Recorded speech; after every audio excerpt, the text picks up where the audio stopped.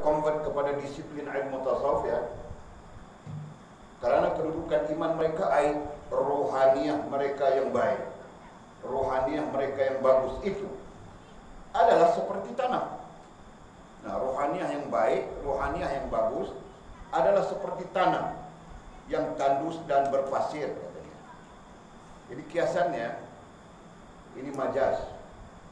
Seperti tanah yang tandus dan berpasir, di mana air tidak dapat bertakung dan tumbuhan-tumbuhan tidak mau hidup.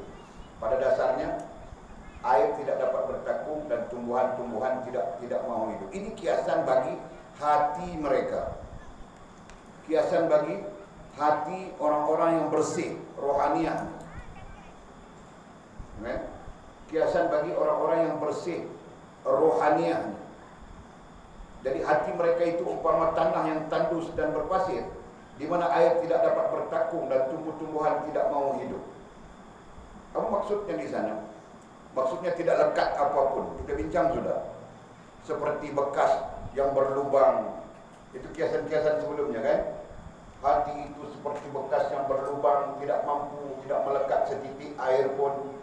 Maka demikianlah hati orang-orang yang bersih, kan? Yang akan memberi kesan kepada hatinya adalah Allah, kebesaran Allah, keagungan Allah. Sedangkan dunia sikit pun tidak terkesan kepadanya. Itu kita bincang sudah. Nah, ini kiasan selanjutnya berkaitan dengan hal ini. Kemudian dibubuh olehnya berbagai-bagai baja. Kemudian dibubuh. Bubuh tahu tak bubuh? Apa bubuh? Kan? Diletakkan, dibagi, diberi, ya betul. Jadi kayakan istilah-istilah kamu. Nanti jadi guru perlu banyak istilah. Dia tidak paham itu, ini istilahnya. Orang tidak paham ini istilahnya. Sampai orang paham. Kemudian dibubuh olehnya. Siapanya di situ? Bukan banyak, itu Allah. Nya di situ ialah Allah. Itu dhamir mutahrik, bukan dhamir mustatir. Diambil dari bagi mereka yang Allah beri. Dari sana dhamir. Nanti belajar apa itu. Mau mengajar tafsir itu perlu paham. Kemudian dibubuh, diberi, apa yang kamu orang sebutkan tadi, olehnya oleh Allah, berbagai-bagai baja. Berbagai-bagai baja. Allah yang kasih baja itu. Kemana? Ke tanah hati orang yang bersih rohaniahnya. Jadi orang yang bersih rohaniahnya, hatinya ibarat tanah yang tandus saja, tidak melekat apapun. Seolah-olah begitu kan? Soalan. Jadi jangan macam tak faham. Ada tidak? Tak habis, kita baca sikit dia ayat. Jadi kemudian dibubuh, diberi, diletakkan olehnya, oleh Allahnya, Allah, berbagai-bagai baja. Diletak di mana? Di hati orang yang bersih rohaniahnya. Kan? Kalau diletakkan di hati orang yang tidak bersih rohaniahnya, mungkin tidak terkesan. Tapi diletakkan di hati orang yang bersih rohaniahnya, terkesan dia. Kan? Supaya pokok-pokok tanaman itu tumbuh. Nah, tanah hati itu yang dikiaskan kepada tanah tadi, tandus saja, macam pasir saja. Tapi bila diletakkan benih, bila diletakkan baja, maka tumbuh subur pohon-pohon itu, pokok-pokok itu. Kemudian dibubuh olehnya berbagai-bagai baja supaya pokok tanaman itu tumbuh. Maka tumbuhlah. Kiasannya, majasnya pokok tanaman di atas tanah hati, di atas tanah hati, yang diberikan baja itu. Makcik dia tanya tadi, apa maksud baja? Dalam banyak nas, secara kesimpulan yang dimaksudkan baja itu antaranya ilmu. Yang paling besar yang disepakati oleh para ulama.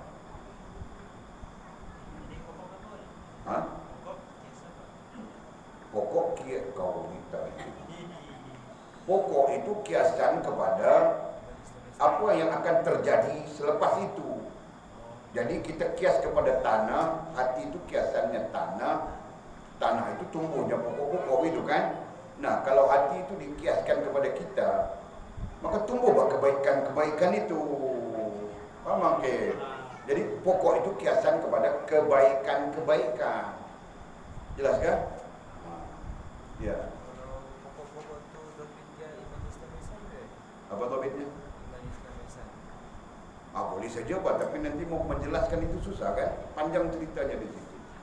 Jadi kita dobitkan saja pokok-pokok itu kiasan kepada kebaikan-kebaikan.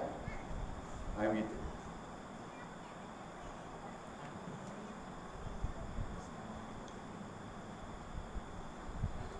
Oke, boleh paham setakat itu ya? Sekejap, kita tengok. Kemudian dibubuh olehnya berbagai-bagai baja supaya pokok-pokok tanaman itu tumbuh. Jadi ayatnya setakat itu saja.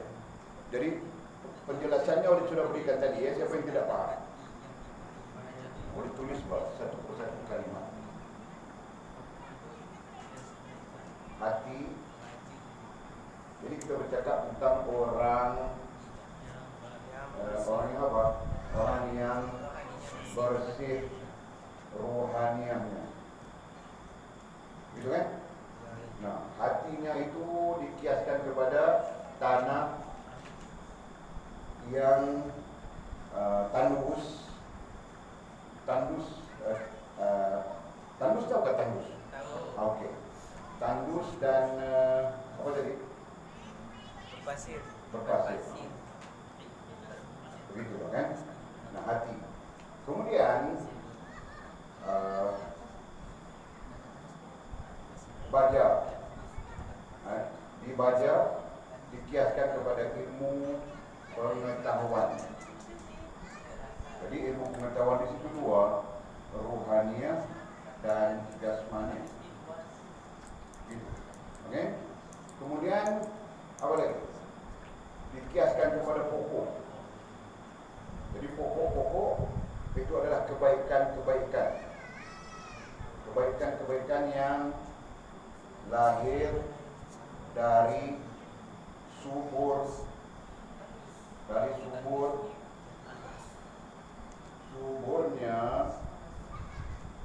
tanah campur baja. Gitu kan? Ada pokok. Ini paham tak? Jadi istilah yang digunakan di sana hati, dia tidak gunakan hati kan? Apa istilah yang digunakan? Tanah saja yang digunakan itu. Istilahnya tanah. Jadi dipakai perkataan hati juga. Tanah boleh sih.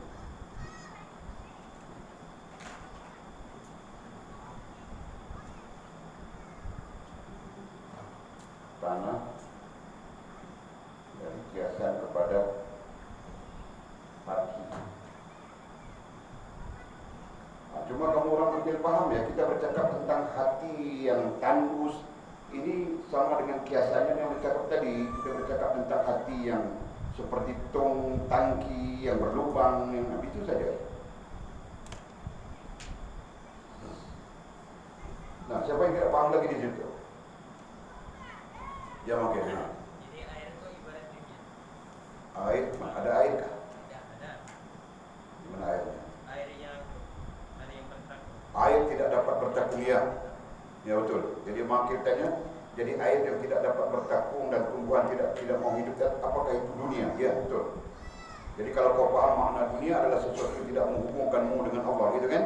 Nah, itu maknanya tepat sekali. Nah, jadi tulis beberapa perkataan itu, nanti kita hilang. Air dan apa? Air dan apa di situ? Air yang bertakung. Air tidak dapat bertakung, pohon tidak tumbuh, gitu kan? Air tidak bertakung, pohon tidak tumbuh. Jadi ini kiasannya kepada dunia.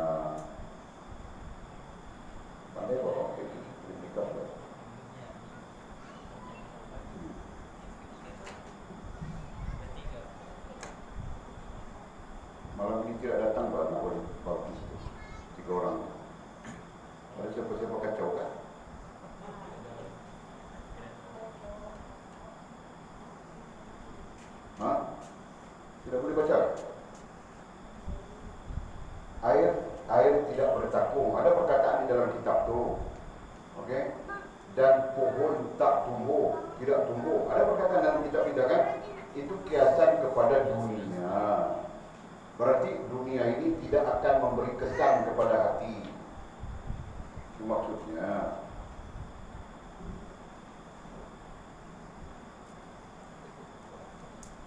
Kan? Jadi kalau dia ada kereta besar pun, kereta besar itu tidak terkesan kepada hatinya. Dia tidak akan jadi hamba kereta. Faham tak? Kalau dia ada motor besar pun, motor re. Orang Kelang bilang re. Kan? Motor re sekalipun. Jadi tidak akan terkesan pada hatinya.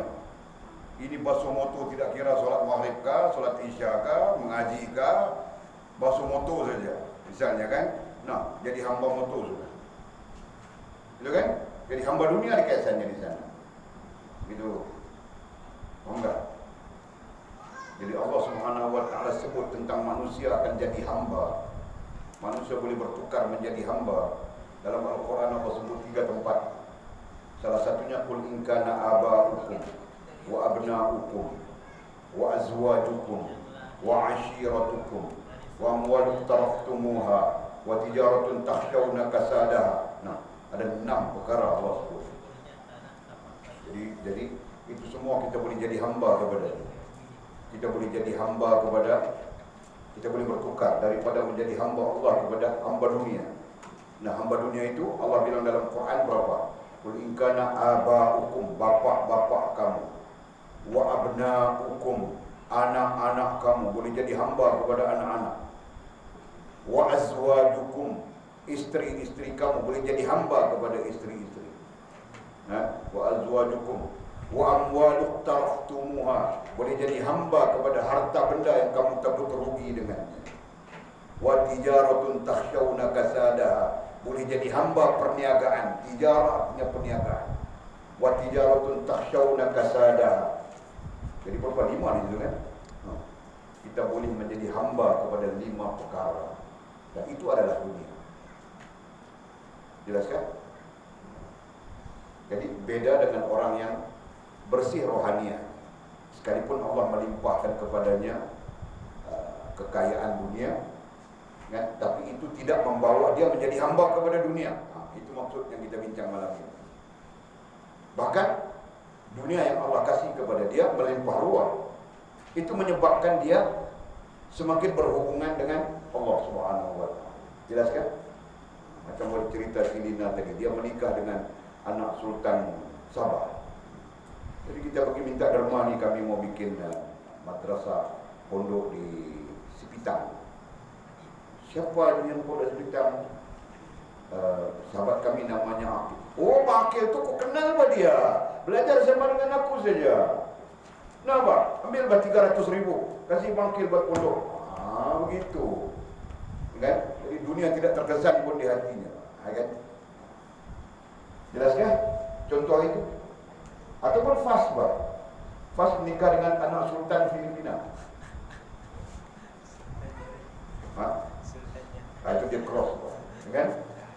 Jadi kita pun telefon Fas, kami perlukan sumbangan, Pak. Tapi dengar kau kaya saja. Kami perlukan sumbangan untuk bikin ini, gini. Masya Allah, Allah hantar kamu orang, Pak. Aku memang mau sedekahkan, Pak. Duit ni. Kan? Oleh kerana suamiku kaya, jadi suamiku berikan kepada aku mau sedekah semuanya. Berapa? 50 juta.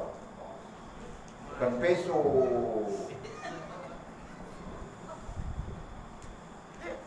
50 juta peso berapa ringgit saja, kan? Jadi berapa, Pak? 50 juta ringgit Pak dia mau kasih kita. Masya Allah. Jadi dunia tidak terkesan langsung di hati dia. Jadi kita pun mau jumpa dengan Fas, ramai-ramai kita pergi tengok. Masya Allah, dia seperti sekarang juga, Pak. Masya Allah, subhanallah, dia mempertahankan syariat Allah SWT. Kita pun ramai-ramai doa, ya Allah, mudah-mudahan Allah sejahterakan hidupnya, Pak. Gitu kan? Kau pun serupa juga besok. Tidak kan? Kenapa? Miskin. Atau sama dengan wanita saja kan? Kita miskin saja. Tapi walaupun kita miskin, kita sedekah kan? Nah, datang kita jumpa Sheila. Kan kita mau bikin pondok di Sitang begini-begini, makin nanti jadi gurunya begini-begini. Aku ni tidak kaya bilangnya. Tapi aku mau sedekah juga, dia pun masuk dalam keluarga. 50,000 dia kasih. Masya Allah. Subhanallah. Kau macam mana ini kau sampai 50,000 ni? Kita lihat saja rumahnya pun tinggal saja. Bisa ya, contoh saja. Jadi dia, kau tidak terkena 50,000. Ini dunia saja dia bilang. Ambil saja kamu orang bikin pondok. Kan? Aku mau lihat pondok saja nanti. Kamu orang itu dia cakap. Faham? Lepas itu kita ramai-ramai pergi jumpa Anjung. Bila kita pergi dan jumpa Anjung bilang tidak kenal kita, Pak. Masya Allah. Mizi bilang, aku ni Mizi kau tidak kenal. Siapa kau Mizi? Aku tidak kenal, Pak. Aku kaya sudah sekarang, kamu orang miskin mau cari aku saja bilang. Berarti dia sudah jadi dunia, hamba dunia. Paham kan? Paham kan Anjung? Anjung lain, Pak, bukan Anjung ini. Anjung ini dia soleh, Pak, insyaAllah. Jadi telaga minyak itu Anjung ini dia nanti bagi kita saja, telaga minyak. So, jadi faham kan? Nah, Walid kasih contoh-contoh sekitar kita saja nak ambil. Mudah-mudahan kamu orang faham dan Allah juga kasih Walid faham. Subhanallah. Jadi bezanya apa di situ? Bezanya hati ataupun ruhaniyah orang yang bersih rohaniyahnya dengan orang yang kotor rohaniyahnya. Ini berarti kalau orang yang kotor rohaniyahnya sebaliknya, dia akan jadi sebaliknya. Jadi tanah ataupun hati yang tandus itu akan jadi sebaliknya. Baja ilmu pengetahuan tidak ada, berarti akan jadi sebaliknya juga. Pokok kebaikan yang lahir dari suburnya tanah dan baja itu tidak ada. Yang tumbuhnya adalah keburukan, percanggahan, ataupun kita istilahkan dalam istilah mudah maksiat kepada Allah Subhanahu wa taala. Jelas kan? Jadi pentingnya bersih rohani. Oke. Terus. Dan inilah dunia dan hiasannya. Dibilang inilah dunia dan hiasannya. Dari satu gambaran untuk memberitahu kepada kita bahwa dunia ini tidak wajar untuk kita menjadi hamba kepadanya. Bahwa dunia ini tidak patut untuk kita masukkan ke dalam hati kita dan bermegah-megah dengannya. Itu bermaksud sampai melalaikan kita daripada Allah Subhanahu wa taala. Ramai manusia yang begitu kan. Mudah-mudahan Allah pelihara kita. Mudah-mudahan. Begitu. Dan hiasannya berarti kelihatan indah. Hiasan itu adalah sesuatu yang mencantikkan, mengindahkan, gitu kan? Nah, jadi dunia itu indah.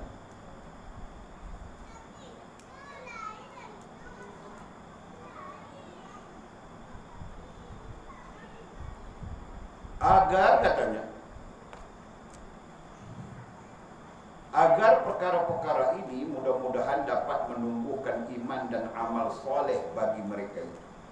Tetapi sebaliknya, dalam keadaan rohaniah yang bersih, Allah menjadikan dunia dan hiasannya itu supaya menumbuhkan iman dan amal soleh, kan? Menumbuhkan iman dan amal soleh bagi mereka itu orang yang bersih rohaniahnya. Tajuk di atas sana, orang yang bersih rohaniahnya. Jadi orang yang bersih rohaniahnya, pertama dunia tidak terkesan kepada akal dan hatinya, kan? Itu pertama yang kita sebutkan tadi. Yang keduanya, dunia dan hiasannya menumbuhkan iman dan amal. Berarti orang-orang yang bersih rohaniahnya, kalaupun dia mendapat kelebihan-kelebihan mata benda dunia dan sebagainya, maka ini akan membantunya menumbuhkan iman dan amal soleh. Itu maksudnya. Jelas kan? Nah, boleh tulis pada si kamu kalau tidak tulis dia ingat. Nah, orang yang bersih hatinya nanti 1, 2. Pertama, apa?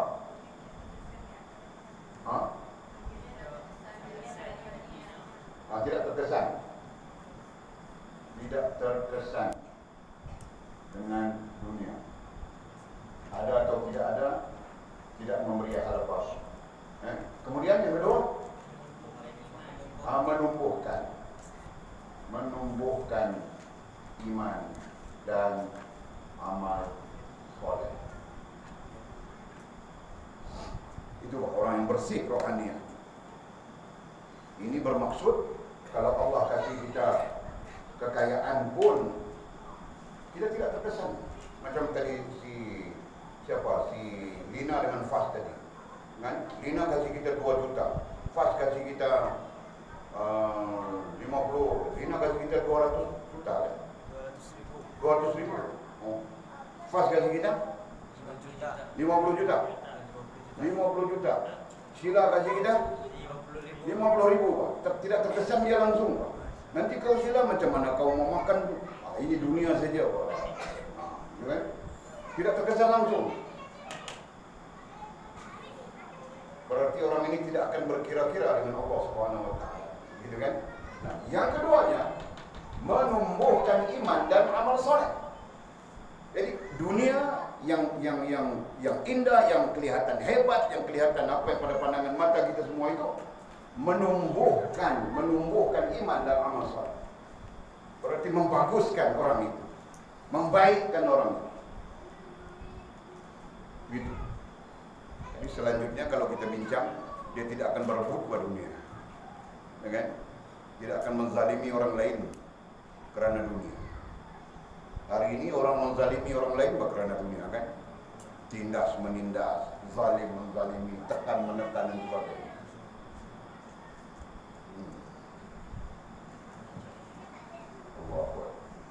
Mudah-mudahan Allah pilih kita.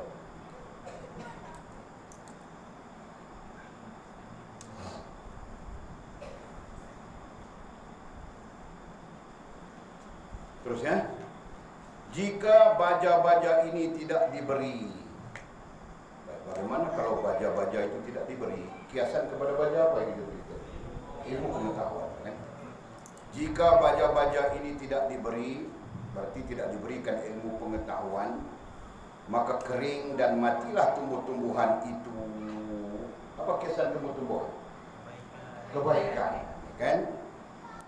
Jadi kamu orang ikut kita punya ini saja. Jika baja-baja ini tidak diberi, maka kering dan matilah tumbuh-tumbuhan itu, dan negeri pun tidak berorang lagi. Nah, ini lanjut. Implikasinya, kalau tanah itu sebuah negeri, orang tidak tinggal pada negeri itu. Orang cari tempat yang subur, kan? Nah, itu kiasan. Maka Allah yang Maha Suci dan tinggi berkehendakkan negeri itu berorang dan subur dengan tumbuh-tumbuhannya. Jadi kiasan terakhir, paham terakhirnya ialah oleh kerana itu maka Allah mewujudkan orang alim. Allah mewujudkan ulama yang menjadi panutan manusia. Jelas kan? Nah, kias kepada ilmu tadi. Jadi Allah mewujudkan di satu-satu tanah itu ulama, di satu-satu negeri itu ulama sebagai panutan. Jadi kita bercakap secara umum itu kan. Nah, kalau secara individu, itu baru kita sebutkan tadi. Caranya bagaimana? Allah akan berikan kepada satu orang alim atau berikan kepada satu manusia ini menjadi baik, kemudian manusia ini mewujudkan apa yang kita bilang tadi, ilmu, mewujudkan institusi-institusi, tempat-tempat untuk ilmu dan sebagainya. Ini adalah sunnatullah di mana-mana pun. Hatta di Amerika sekalipun, kan ada saja pusat-pusat pengajian Islam di tengah-tengah masyarakat, kan? Ini cara Allah Subhanahu wa taala. Jelas kan?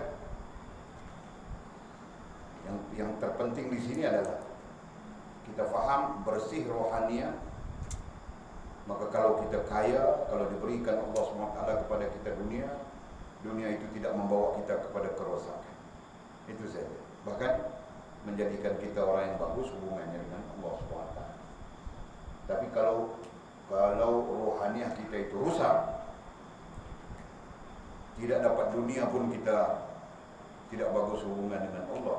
Apalagi jika ada dunia, kan, dilimpahkan dunia kepada kita, akan semakin merusakkan hubungan kita dengan Allah Subhanahu wa taala.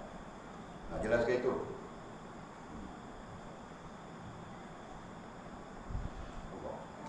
Oleh itu katanya, oleh itu pokok iman dalam seseorang kaya itu adalah lemah. Jadi oleh kerana itu, ini sebagai apa ya? Sebagai dapatannya, sebagai andaian dan dapatan, panggil apa? Hipotesis. Orang kena paham istilah-istilah ini juga, kan? Sebagai andaian, itu hipotesis kita. Jadi sebagai andaian dan terkias atas andaian itu, oleh itu katanya pokok iman dalam seseorang kaya itu adalah lemah. Walaupun jadi kita bercakap tentang bersih rohaniah, kan? Nah, sekarang kita bercakap solid iman. Seseorang kaya imannya lemah. Kena faham begitu. Ya. Nanti kita cek. Oleh itu pokok iman dalam seseorang kaya itu adalah lemah uratnya dan tidak subur. Nah, ambil paham dulu. Itu istilah saja, lemah uratnya, tidak subur, itu adalah satu kiasan, kan? Jadi pemahamannya apa? Tidak kuat. Pemahamannya itu tidak kuat. Paham kan?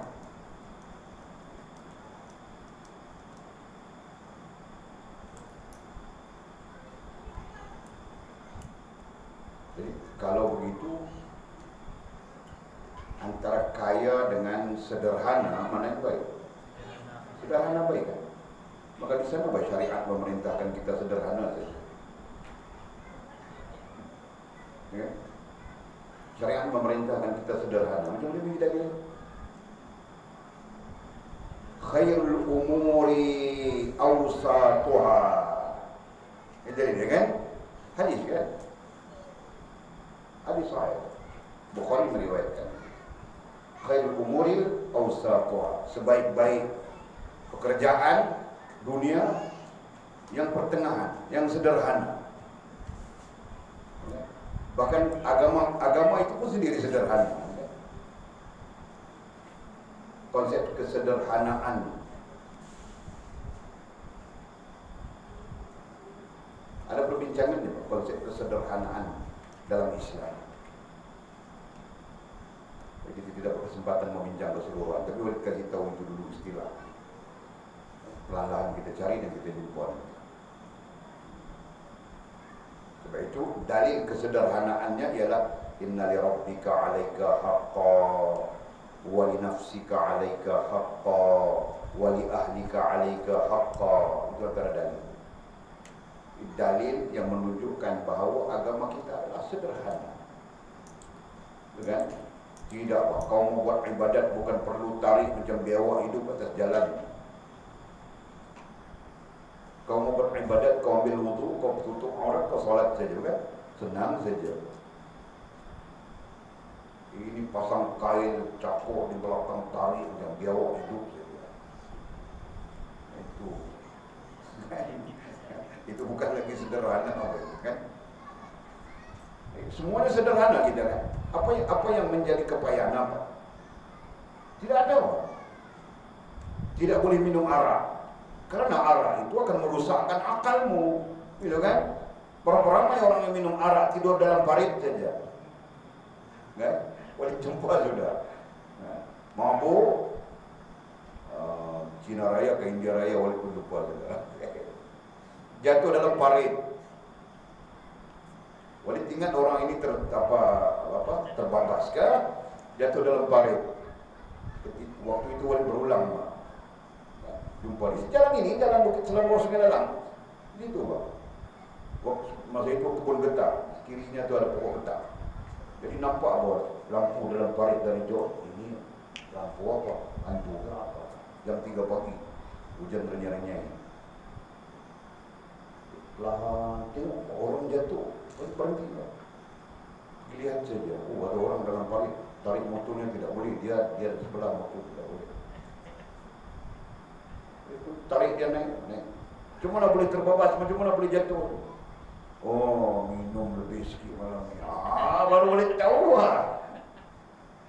Jadi mau tinggal saja di situ biar dia mati. Tapi fikir-fikir balik nanti, kalau apa-apa terjadi gitu kan, kalau dia mati dalam keadaan begitu, terfikir saja oleh tarik masuk dalam kereta, hantar balik rumahnya. Gitu kan? Masya Allah. Itu kenapa? Kerana arak. Arak merosakkan akal. Sangat sederhana dalam agama. Kau jangan minum arak saja. Kau mau minum yang lain, kau minum. Kau mau minum air parit, kau mau minum air apa? Kau minum saja, tapi jangan minum arak saja. Begitu kan? Jadi apa yang menjadi berat? Tidak ada kan? Di sana apa? Khairul umuri awsat. Begitulah penjelasan konsep dan sebagainya. Ini bersederhana saja, bersederhana. Kan? Jadi katanya, oleh itu pokok iman dalam seorang kaya itu adalah lemah uratnya dan tidak subur. Ini adalah andaian, bukan fakta. Paham tak? Jadi macam mana satu orang yang kaya, Allah kasih dia limpahan nikmat dunia, macam mana dia mau mengekalkan hubungannya dengan Allah SWT, ataupun dia mau rohaniahnya terus bersih? Macam mana? Itu persoalan yang akan timbul. Jadi Syekh Abdul Qadir Jalani mengajar kita, kalau tadi awal dia bilang sudah, baca. Ini kiasannya dia. Paham tak? Kerana hati orang kaya kan ibarat tanah saja, tandus berpasir. Apa yang kau perlu? Bajakan dia. Jadi orang yang kaya, andaiannya di sini adalah imannya lemah. Andaian. Apa yang perlu kepada orang yang kaya itu? Bajakan. Paham tak? Bajakan tanahnya, yaitu hatinya, dengan ilmu pengetahuan, rohaniahnya dan jasmaniahnya. Jelas? Kenapa? Kalau dulu mungkin zaman syekh kita, mursyid kita, orang kaya pun tidak mau mengaji. Mungkin. Jadi dia mengandaikan begitu. Kalau sekarang kaya pun tidak mengaji, miskin pun tidak mengaji. Itu kan? Tidak tahu apa. Hari ini Walid bebel ke anak-anak Walid. Bukan anak sini, anak sini mengaji. Anak lain. Macam-macam Walid cakap. Walid tua sudah, mau mati sudah. Kamu orang tidak datang menghadap mengaji. Walid berlepas di depan Allah Subhanahu wa ta'ala. Walid panggil sudah kamu orang mengaji, tapi kamu orang tidak datang bertimpu untuk mengaji. Jadi jangan kamu orang dakwah Walid di depan Allah Subhanahu wa ta'ala. Bilang begitu. Betul kan? Walid takut bah. Kan? Jadi sebagai ayah, sebagai guru, Walid sudah sediakan prasarana. Kamu orang yang tidak datang belajar, jadi jangan kamu orang dakwah. Apa? Yang dibunuh Walid ya? Mana?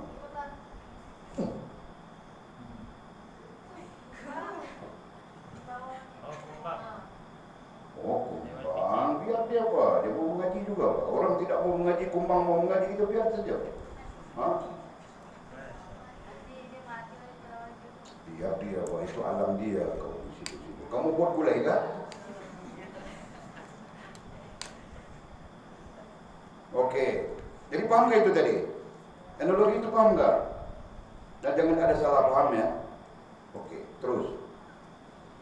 Ketahuilah, wali terasa yang terbaik adalah satu ayat tadi kan. Oleh itu pokok iman dalam seorang kaya itu adalah lemah uratnya dan tidak subur. Ayat itu diletakkan di atas, paragraf di atas. Ditarik paragrafnya, paham nggak? Ini penterjemah kan, penterjemah yang menyusun. Karena dalam teks Arab dia,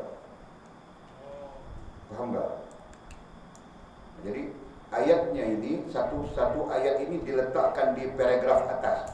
Nah, kamu orang tidak canggung lagi barusan. Paham nggak? Nah, paragraf selanjutnya itu ketahuilah, paragraf baru.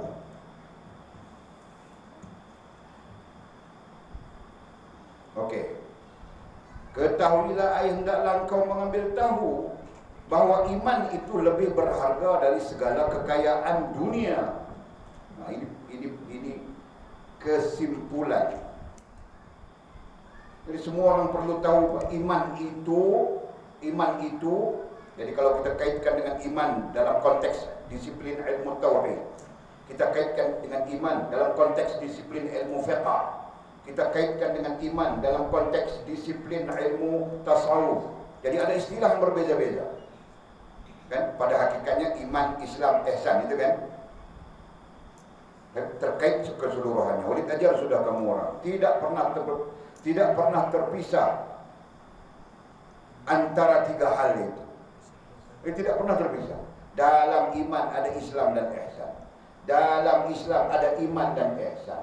Dalam ihsan ada iman dan Islam. Tidak pernah terpisah. Paham kan? Nah, apabila kita sebut di sini, ketahuilah bahwa iman itu dalam disiplin apa? Kalau dalam disiplin tasawuf, maka pemahamannya sama saja. Berarti ihsan. Kan? Iman dalam disiplin tasawuf adalah ihsan yang tidak terpisah dengan iman dan Islam itu sendiri. Jelas kan? Di gambarannya oleh ajar sudah. Live kita berlaku, ulang saja, tambah pengetahuan. Live kita ini Pak, ini live. Ini kehidupan kita. Semestinya begini. Iman, Islam dan semestinya begini. Paham kan? Jangan kau pisahkan ihsan di sini, iman di sini, Islam di sini, atau Islam di sini. Ini semua kafir kalau kau pisahkan. Jelas kan? Jadi macam orang kafir yang diistilahkan sebagai kafir, mereka memisahkan rububiyah, tidak ada kena mengena dengan uluhiyah, dan uluhiyah tidak ada kena mengena dengan ubudiyah. Lazimnya begitu. Nanti kalau ada kesempatan kita belajar muqarranatul adyan, perbandingan agama, kalau ada kesempatan. Mungkin saja bahkan Jul mau pulang sudah, jadi tidak kesempatan lagi. Awalnya tunggu gila. Namanya Mas Tura. Wah, Jul. Ya. Selamat pengantin baru kami ucapkan. Anjung pun mau juga, Pak. Hah? Dia bilang juga begitu. Dia mau balik. Mau balik juga? Masya Allah. Kau Anjung marah. Jangan cerita.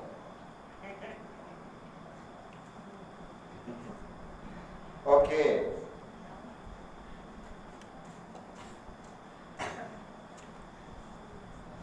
Ketahuilah bahawa iman itu, ketahuilah hendaklah kau mengambil tahu. Apa maksud ketahuilah? Apa maksud kau mengambil tahu? Hendaklah kau mengambil tahu, apa maksudnya? Belajar. Ha? Nah, Sofia, itu maksudnya belajar. Jangan tidak belajar. Orang lain tidak belajar, kau pedulikan orang lain. Kita perlu belajar, Pak. Kalau kita tidak belajar, sama saja kita dengan orang lain. Jelas tak? Dan kita bukan mau sama dengan orang lain. Islam tidak melihat kepada majority. Islam adalah Islam, walaupun kau seorang di atas muka dunia ini. Nah, itu falsafahnya. Gitu kan? Nah, nanti kau tengok orang tidak pakai tutup aurat, kau pun tidak mau tutup aurat. Nah, di sana kesalahan itu. Jelas kan? Faham kali nak? Nanti kau pulang, tempat kau itu semua orang tidak tutup aurat, Pak. Bugil-bugil semua. Kau tetap kena begini. Faham tak? Tiba-tiba kau nampak busy datang. Busy pun tidak. Oh, syok saja dia tengok orang bugil-bugil semua. Plastik kepala dia, Pak. Balik pesan sudah pada kau. Apa kau begini? Plastik saja. Ha? Okey. Ha? Boleh cakap biji cakap sweet. Dia cakap balik. Dia cakap tadi dia tipu Kamu dua-dua jahat kah? Siapa yang jahat, siapa yang baik kah? Dia saya baik. Tahu sudah. Okey. Tengok kitab sudah. Semoga Allah sentiasa mengasihi kita. Amin ya rabbal alamin. Amin kan baik doa kan? Semoga Allah sentiasa mengasihi kita dan menunjuki kita ke jalan yang lurus lagi benar. Kerana jalan yang salah itu bersimpang siur. Ada di kiri, kanan, depan, belakang kita. Jalan yang benar itu cuma satu. Ya kan? Wa anna hadha sirati mustaqiman fattabi'uhu.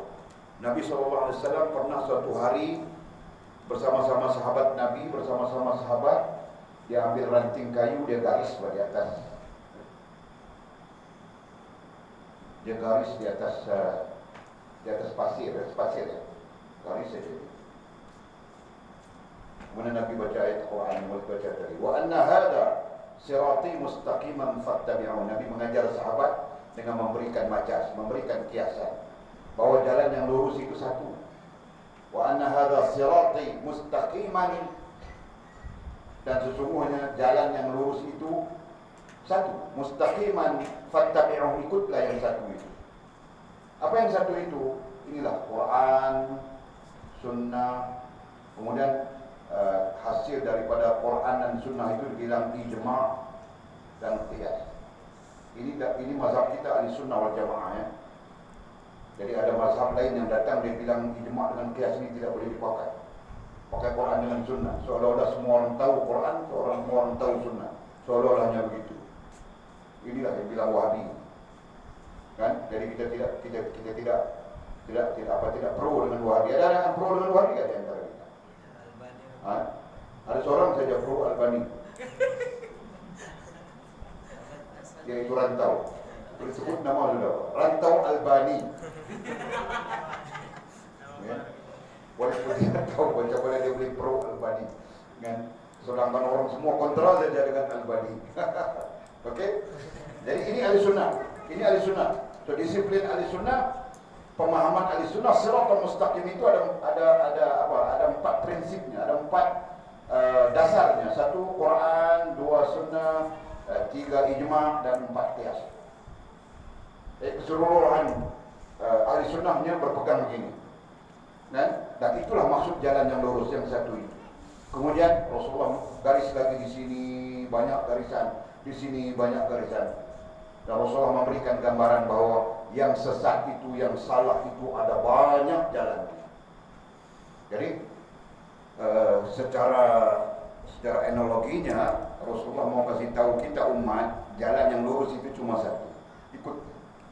Adapun jalan yang sesat, yang menyeleweng, yang rusak itu terlalu banyak. Jelas kan? Mudah-mudahan Allah pelihara kita dengan doa syekh, mursyid kita. Allah makbulkan mudah-mudahan dengan izin Allah. Ya kan? Boleh ulang. Semoga Allah sentiasa mengasihi kita, amin ya rabbal alamin. Dan menunjuki kita ke jalan yang lurus lagi benar, amin ya rabbal alamin. Karena kita pun tidak banyak ilmu. Jadi banyak yang kita tidak tahu. So apabila kita tidak tahu, berarti dekat buat kita dengan kesesatan, penyelewengan, kerosakan dan sebagainya. Kan? Nah, seorang yang kaya, ini ayat-ayat seterusnya ya, bukan doa lagi. Seorang yang kaya tetapi imannya sangat lemah akan jadi munafik.